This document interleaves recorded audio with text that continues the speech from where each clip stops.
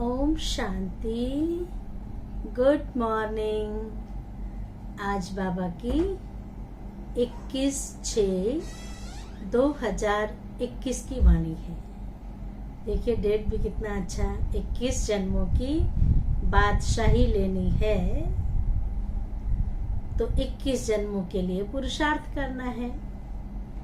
आज बाबा ने कहा कि पावन बनने का एकमात्र उपाय है बाबा को याद करना। आज बाबा ने कहा जैसे भक्ति मार्ग में दान पुण्य का बहुत महत्व होता है, कहते ना दान और पुण्य। दान ऐसी चीज है कि एक हाथ से दो, दूसरे को पता भी ना चले। सुना होगा आपने कि कर्ण बहुत महादानी थे, उनके दर पर कोई भी आए उसे खाली हाथ नहीं भेजते थे। एक बार वो भोजन कर रहे थे तो भोजन करते समय एक आया मांगने के लिए, तो उन्होंने उल्टे हाथ से ही उसे दान दिया। तो किसी ने कहा कि उल्टे हाथ से तो दान किया नहीं जाता है, आपने उल्टे हाथ से क्यों दिया? दान हमेशा सीधे हाथ से करते हैं। तो कर्ण ने बहुत सुंदर जवाब दिया, कहा जब तक मैं उठता, हाथ धुलाई करता और देने तक मेरी नियत बदल जाती तो मैं उस दान से वंचित रह जाता। इसलिए कहते हैं तुरंत दान महाकल्याण। ऐसे ही यहाँ ज्ञान मार्ग में बाबा ने सिखाया कि जैसे वहाँ दान का महत्व है, ऐसे यहाँ याद का महत्व है। जितना जितना याद करेंगे, जितना जितना बाबा की याद में रहेंगे, हमारे पाप कटते जाएंगे, बुराइयां खत्म होती जाएंगी।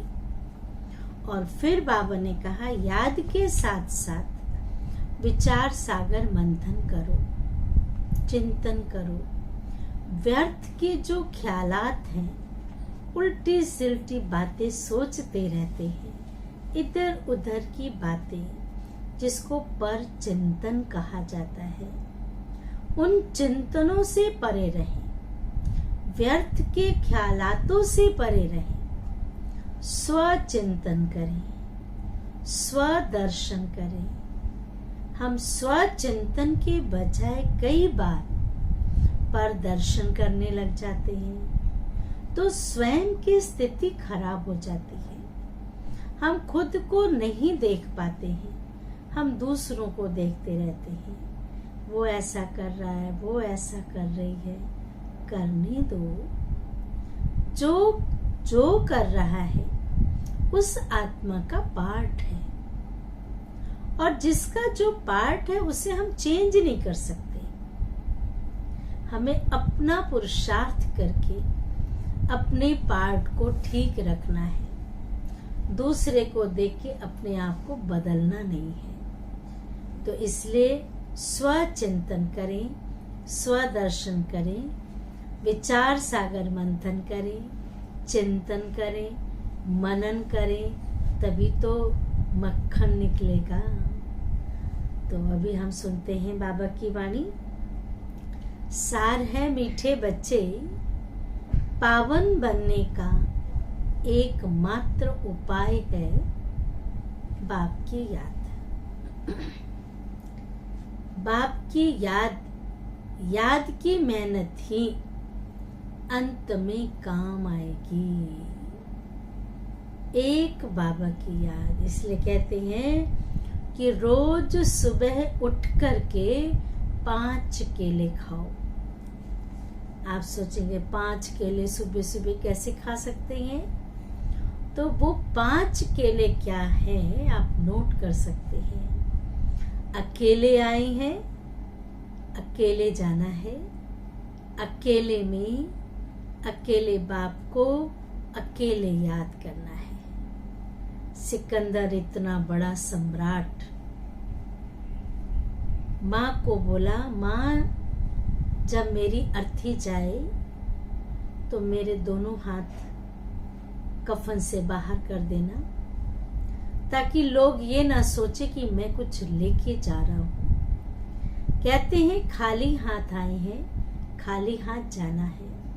वास्तव में ना ये हाथ ऊपर से आया था, ना ऊपर जाएगा, तो क्या लेकर जाएंगे। एक अकेले आए हैं, ऊपर से जब आए इस सृष्टि पर अकेले अकेले ही जाना है। शरीर भी शमशान तक ही रह जाता है। तो क्या करें, अकेले में, एकांत में अकेले बाप को, अकेले अर्थात एक शिव बाबा को अकेले में याद करना है।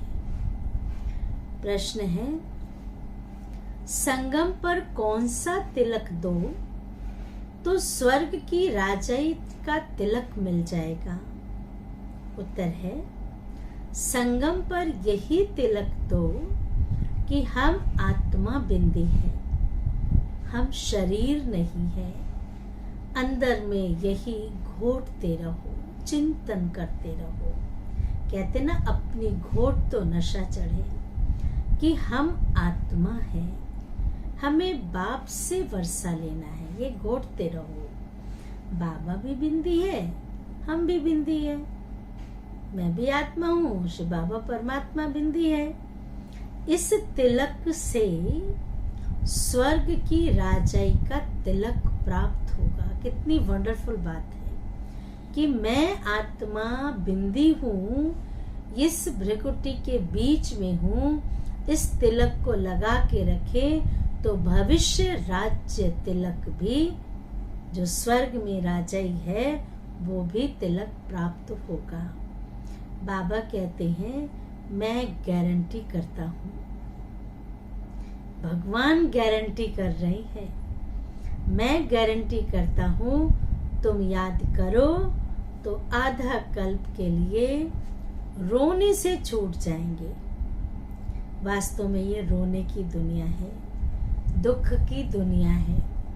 इस संसार में जो आया है वो दुखी तो होता ही है, खुश नहीं हो सकता। एक बच्चा जन्म लेता है, अगर वो ना रोए, उसे रुलाते हैं, सोचते हैं रोने की दुनिया में आया है, रो क्यों नहीं रहा है, ये चुप कैसे है, खुश कैसे है। तो इसलिए रोना नहीं है। धारणा के लिए मुख्य सार है, पहली बात, बाहर के वाहियात ख्यालातों को छोड़, बाहर के व्यर्थ ख्यालातों को छोड़, एकांत में बैठ याद की मेहनत करनी है। सवेरे सवेरे उठकर विचार सागर मंथन करना है। अमृत वेले उठ करके, सवेरे सवेरे उठ करके विचार सागर मंथन करना और अपना चार्ट रखना है कि कितना समय बाबा को याद किया, किसी को दुख तो नहीं दिया, कितना समय मुरली पढ़ी, सेवा किया, कर्मणा सेवा किया, ये सब चार्ट में लिखना है।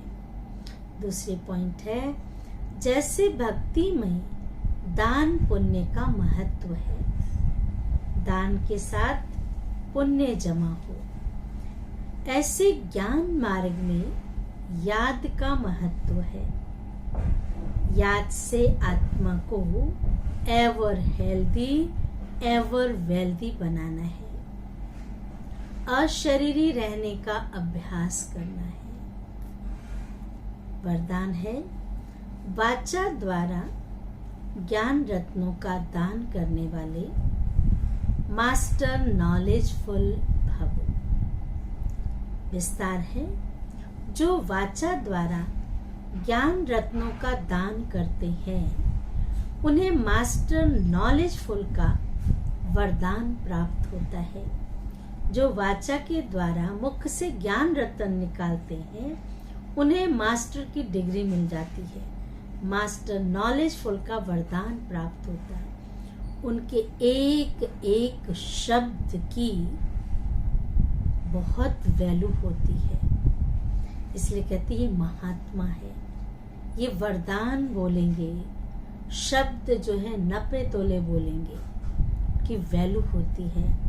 उनका एक एक वचन सुनने के लिए अनेक आत्माएं प्यासी होती हैं। क्या बोलेंगे अभी, क्या वरदान देंगे, क्या शुभ वचन बोलेंगे, प्यासी होती हैं। उनके हर शब्द में सेंस अर्थात सार भरा होता है। उन्हें विशेष खुशी की प्राप्ति होती है, विशेष खुश रहते हैं, निराश नहीं रहते।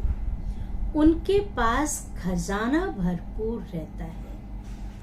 जितना बांटो उतना बढ़ता है ना, इसलिए वे सदा संतुष्ट और हर्षित रहते हैं। संतुष्ट है क्योंकि सर्व खजाने हैं, और जहाँ संतुष्टता है वहाँ खुशी है, वहाँ हर्षितपना है, वहाँ मुस्कुराहट है, मुस्कान है।